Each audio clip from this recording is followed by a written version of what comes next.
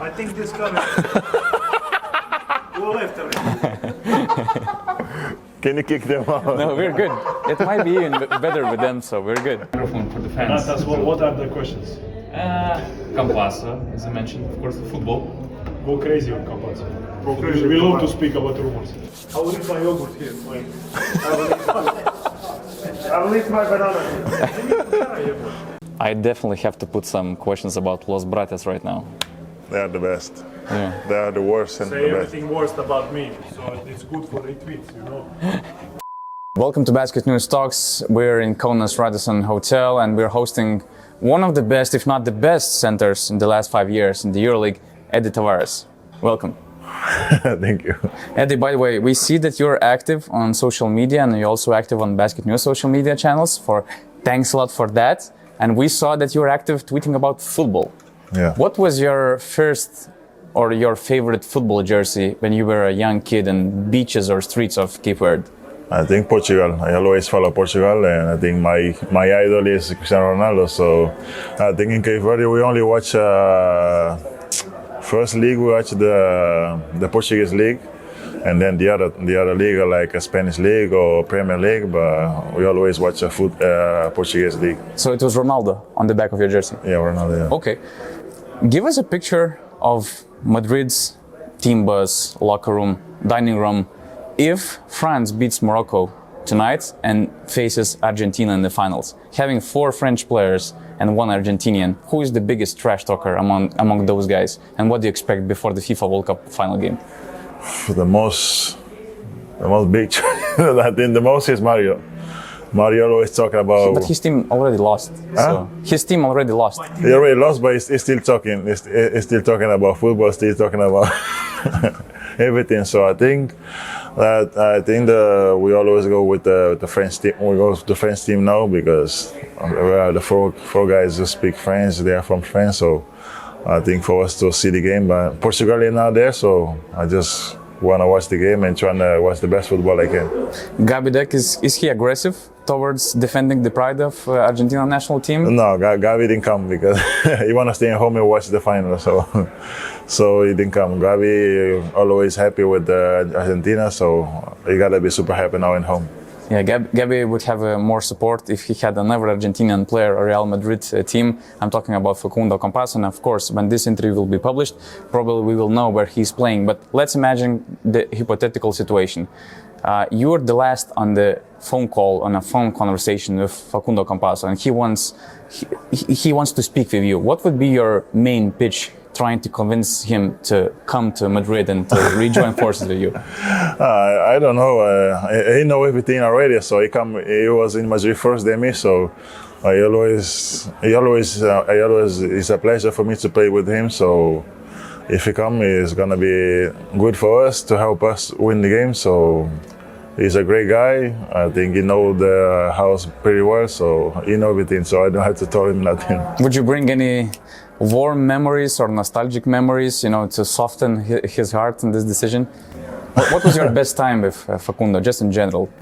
I think the whole time I've been with him, it was fun. He liked to play happy, he liked to run, he liked to play super active. He is a great defender, so I'll always want to play with the guys who like to defend pretty well. So I think for me, it's always nice to play with him. The memories, I think every memory is great because we win together and the last EuroLeague, so it's nice. I always remember when he go try to cut the net and he stayed in the rim, so he called me to help him to get out the rim.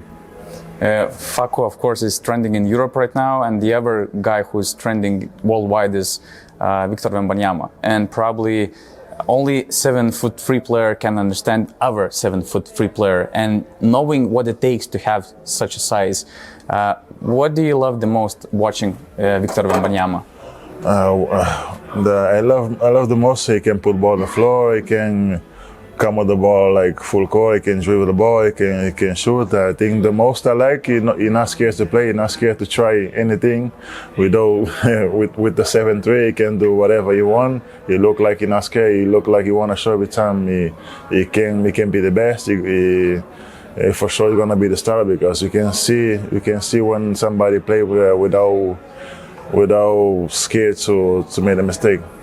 I rewatched your last season game against us well, and I remember that both you guys started. In your first play, you posted up Wembanyama and dunked the ball, and there was this uncalled foul. What do you remember about that matchup? Did you think like, oh, he's not that good, or oh my God, he's so skilled, and when he got older, I might even get in trouble playing against him, for example? I think when I played against him, he was new on the team. I think it was an injury or something. It looked like a little bit lost because maybe it's his first year in EuroLeague. Everything go fast, especially for the big guys like us to catch up with small guys is always hard. But you can see when he play with guys with his age, you can see the much difference, the level of basketball. So. Every time when somebody speak with talk about the names like that, like Luka, I know Luka since Luka was 15. So Luka now is superstar. So I think he will be the next one. So with that high, I think the sky is the limit for him. Talking about the NBA, Victor will play in the NBA. You had your short stint in this league. And I remember when you gave an interview to my colleague, Yorgos Kyriakidis, you mentioned that it was a bad timing, bad fit for you to show your skills or to be on a team which would develop you and would believe in you as a project. What do you think, what in your eyes, what would have been the best fit for you in terms of the organization or some head coach which would believe in you, maybe in back in the day when you played for Atlanta and Cavs, or even right now? I think I have just bad luck because when I was in Atlanta have one of the best team in NBA. They get in the playoff every season, but I think it was a bad luck for me because the coach didn't wanna give me the trust to give me minutes, to get comfortable with playing NBA minutes, to play the NBA games. So I always practice and try to do my best to get some minutes, to do my best. So it was hard, but I think if it now was the NBA, I will never be the player I am today. So that make me more strong mentally. That make me more hungry to work and to try to progress. And in Cleveland, I have the luck, I have the trust of everybody to play, but I get injury. So I didn't play enough minutes, but after that, Kyrie even leave.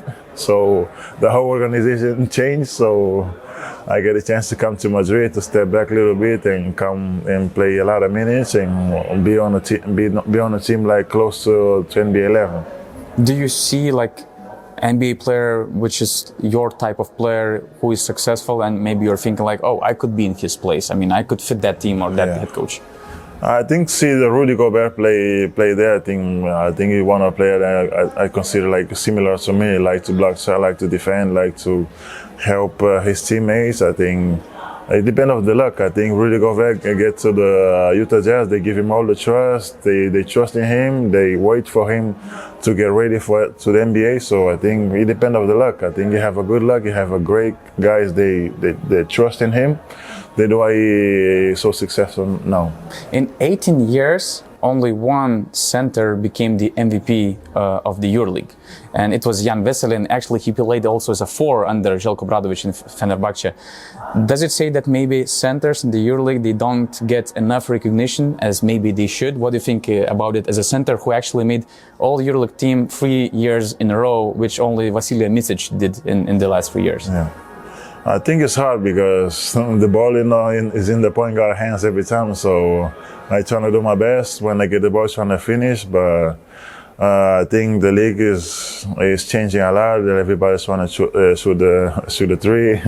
Nobody want to stay patient and get the ball inside and work and get the ball inside and pass outside and play a little bit more position. So I think it's getting more faster and faster. So.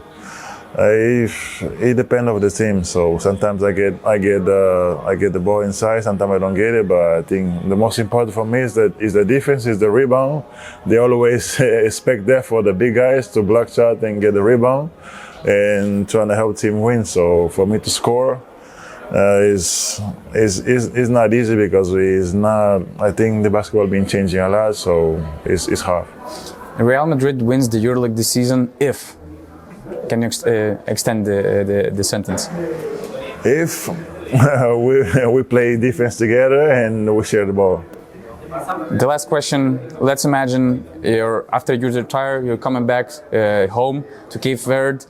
You see some kids also wearing Tavares jersey, but still the boys, the young generation is still not has much to do with basketball.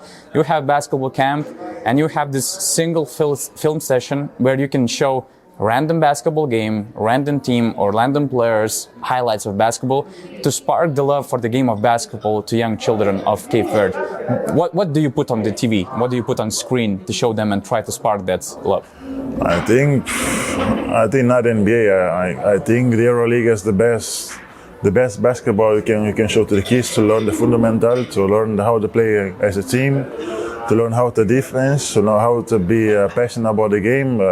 Like in Salgiris, if you see the arena, everybody's love basketball, love the crowd. But NBA, you don't feel that. It's only in the playoffs. So for me, it's EuroLeague 100% to show them on the TV. So how the beautiful basketball is. Do you have any particular game in your mind which you could put on TV? It's a lot of Does it games. have to be Real Madrid or any other team? I think it has to be Final Four. Final Four is always a great game to watch. So I think for me, watch the Final Four is always fun. You're always competitive because you know if you lose, you go home. So it's gonna be always a great game, always a tactical game, always mind game. So it's always gonna be a nice game to watch. I wish you that game will be the upcoming EuroLeague Final Four in Kaunas and Real Madrid and Tavares playing the main role. Thanks a lot, Edy Tavares. Thank you.